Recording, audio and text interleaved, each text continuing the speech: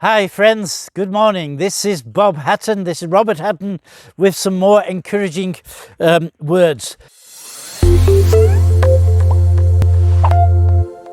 And I've got a question for you this morning, which you won't be able to answer, but anyway, and that is, when was the Mark's Gospel written? When was Mark's Gospel written? We know that it was the oldest of the four Gospels, but when was it written? Now, one of the things that we need to know is that Matthew and also Luke used it for a platform to write the Gospel.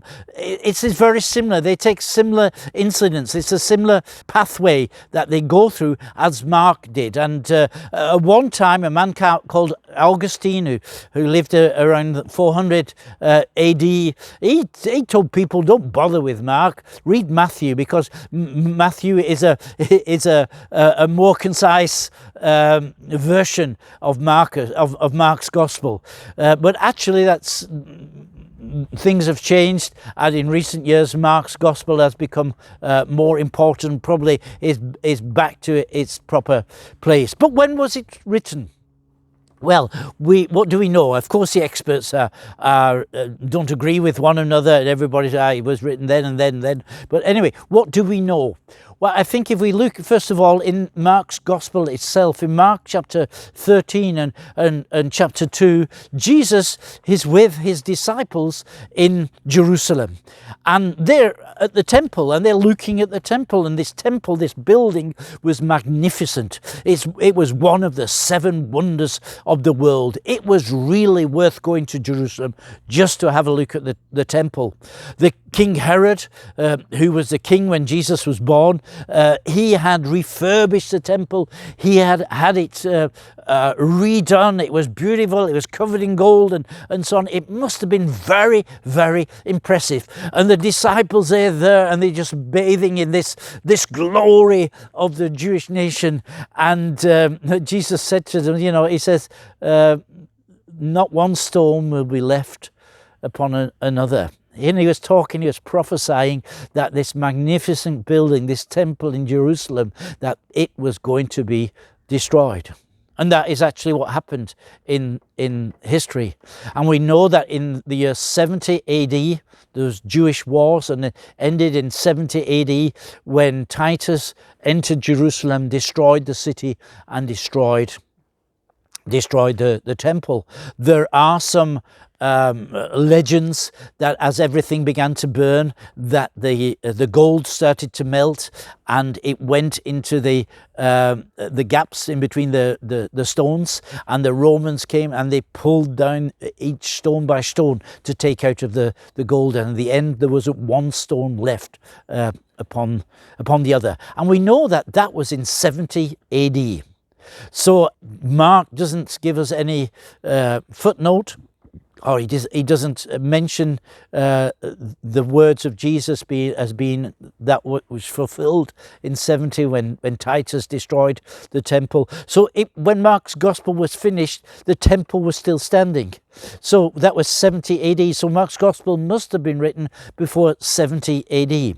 Now, Luke, who wrote his Gospel, also wrote a second volume to Luke's Gospel, which we call the Acts of the Apostles. And the Acts of the Apostles finish in Rome just before Paul goes to his hearing with Caesar. He's waiting to be heard by Caesar, and that was probably in the year 63 AD.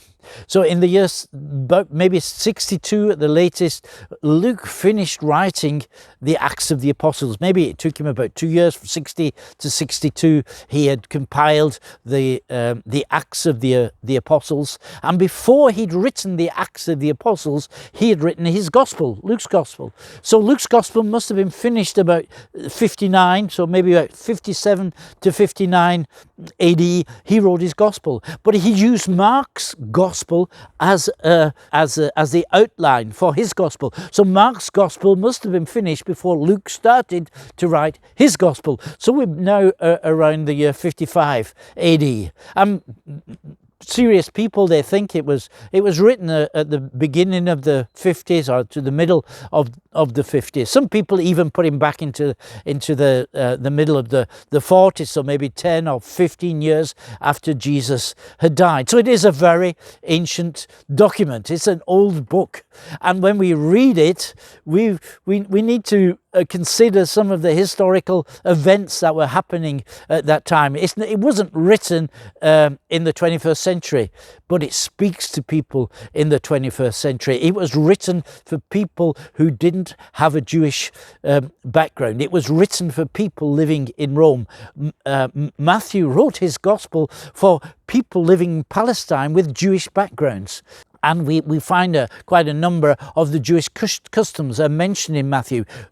Mark doesn't do that. In Mark is one incident after another.